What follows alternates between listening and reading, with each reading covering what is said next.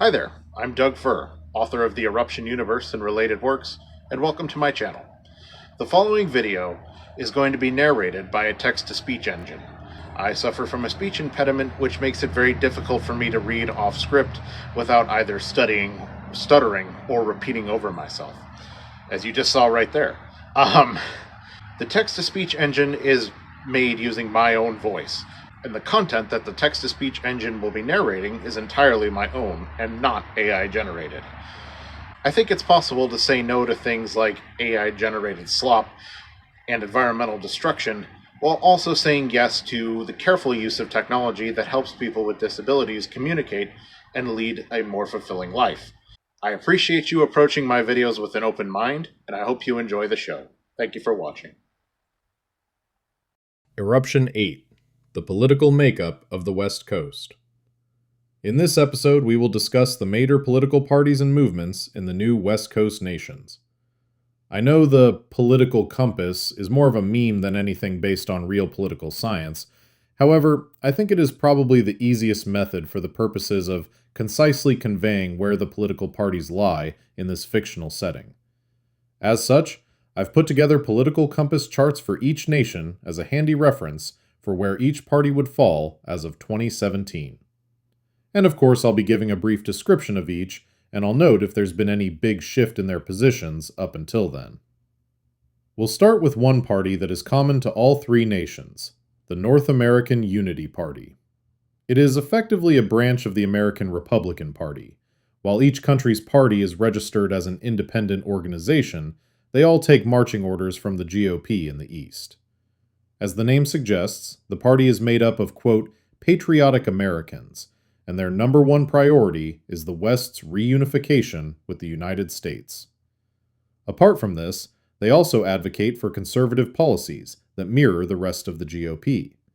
They have also shifted notably further right towards fascism in the lead-up to the 2016 election, again, not unlike Eastern Republicans. This has actually reached the extent that they've begun actively advocating for armed intervention against the West Coast, and urge members to assist the U.S. military in the event they pursue the military option.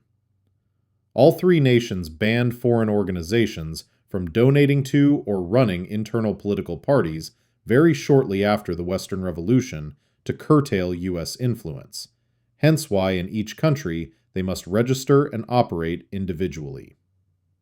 There have been several high-profile scandals where it's been revealed that the CIA was attempting to covertly transfer American funds to the parties, which has resulted in them facing much greater scrutiny.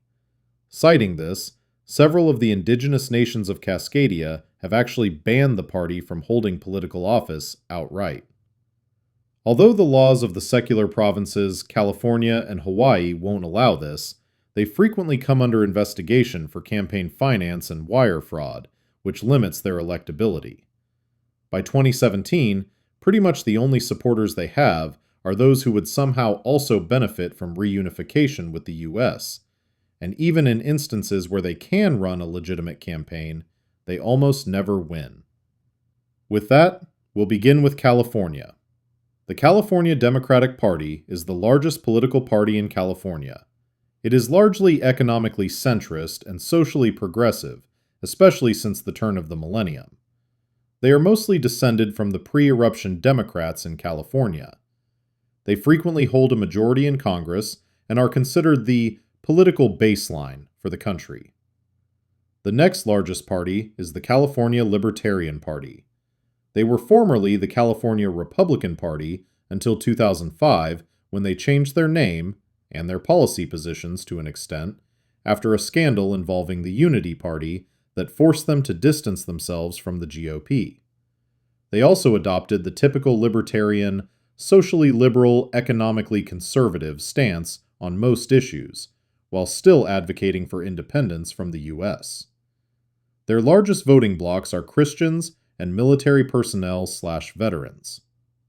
On the left sits the California Workers Union, which is a coalition between the Democratic Socialists of California, the Californian Labor Front, far-left communists, the California Green Party, and the United Farm Workers Union. The Union was formed in 2008 to, quote, stand united against the capitalist class and form a bulwark against the millionaires. The coalition suffers from a degree of infighting and inconsistent messaging given the broad spectrum of the membership. There are also rumors that the CLF has received funding from either China or the USSR. However, no hard evidence of this was ever found. Nevertheless, they do occasionally win seats, in spite of most Californians still distrusting the far left. Much like the US, California was considered something of a duopoly, with the two largest parties holding the majority of seats in both houses. This causes a great deal of consternation to some and apathy in others. Cascadia. As we can see, the Cascadian political spectrum is much more crowded. This is largely due to the decentralized nature of the Confederation, which allows smaller political movements to rise to prominence in local races. Not all of these parties are active in all parts of the Confederation, and not all consistently run candidates in national races. The three largest parties that have national recognition are the Cascadian Independence Party, Democratic Socialists of Cascadia, and the Christian Democrats. The Independence Party is the largest. It is a democratic progressive party that largely advocates for public welfare and social equity, but still embraces free market capitalism. They also have historically advocated heavily for indigenous enfranchisement and independence, and as such, tend to be the most popular party in the indigenous nations.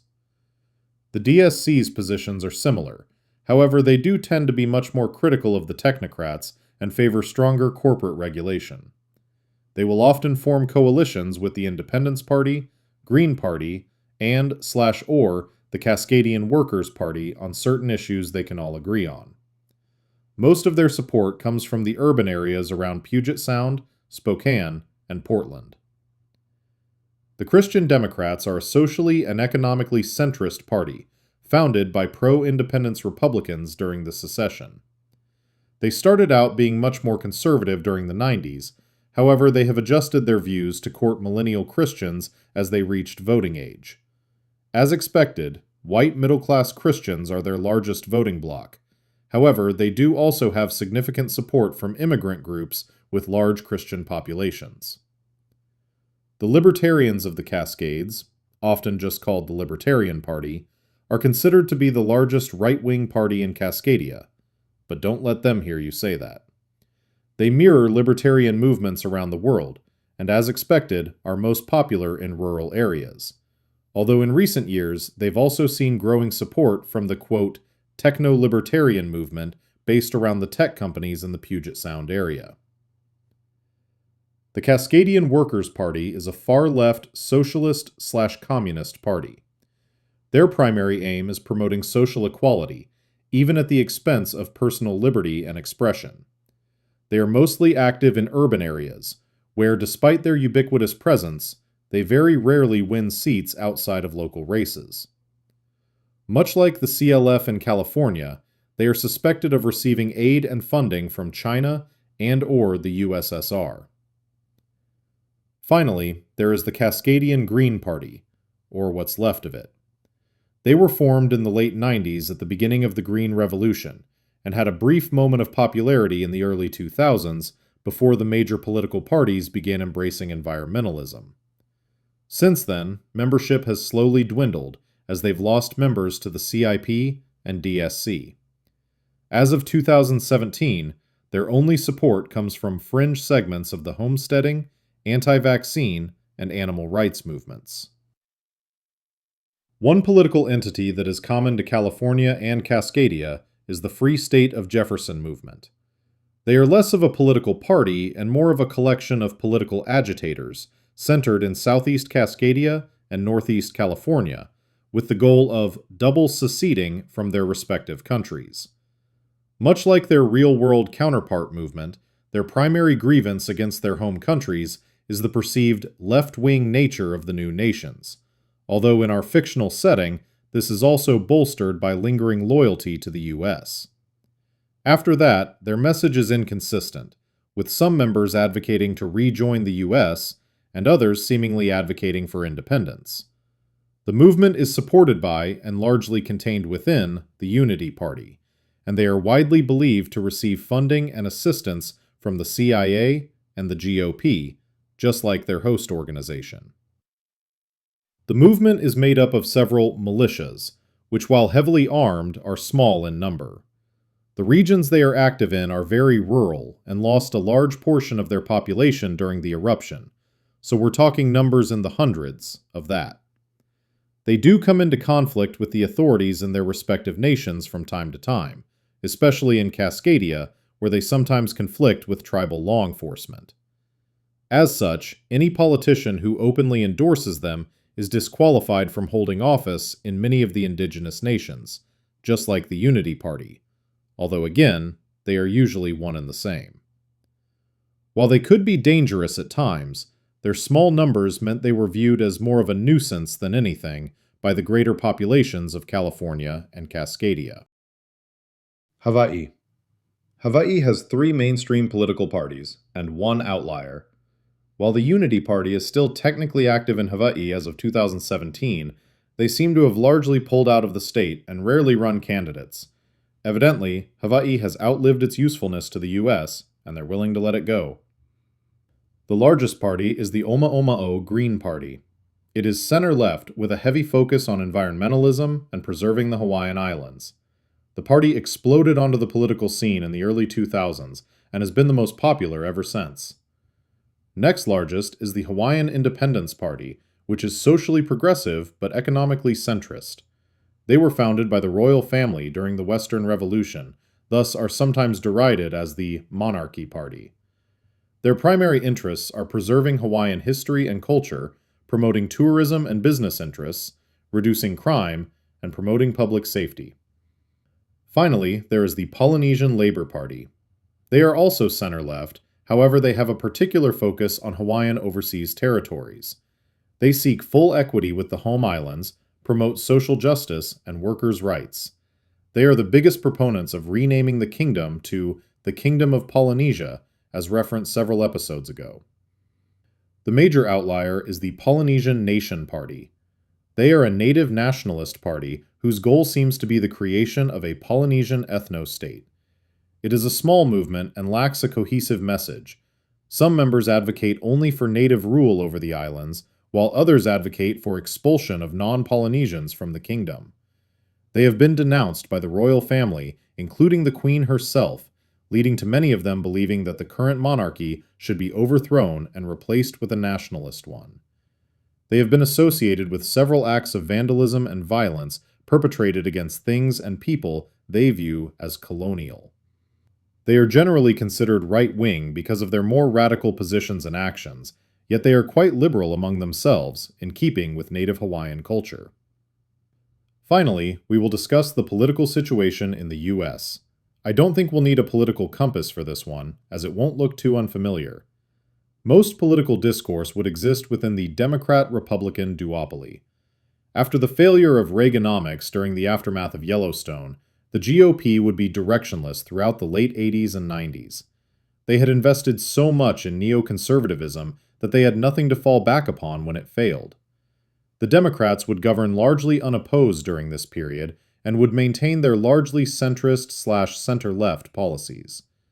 This would also be aided by the fact that much of the eruption zone were states that typically voted conservative. The GOP would eventually settle on the Eisenhower Republican archetype and embraced progressive conservative policies starting around the year 1998.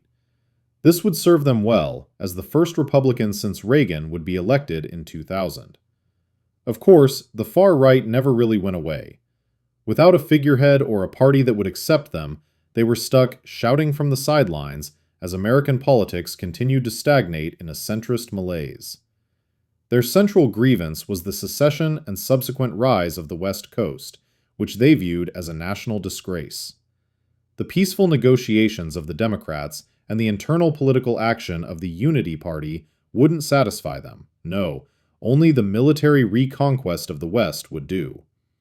This came to the forefront in 2012 when a prominent New England businessman launched the far-right Manifest Destiny Party, promising to, quote, make America one great beautiful nation again, from sea to shining sea. The MDP would form a coalition with the GOP in the run-up to the 2016 election, which they would win by a narrow margin. Now, in 2017, they seem ready to make good on their promise. Until next time.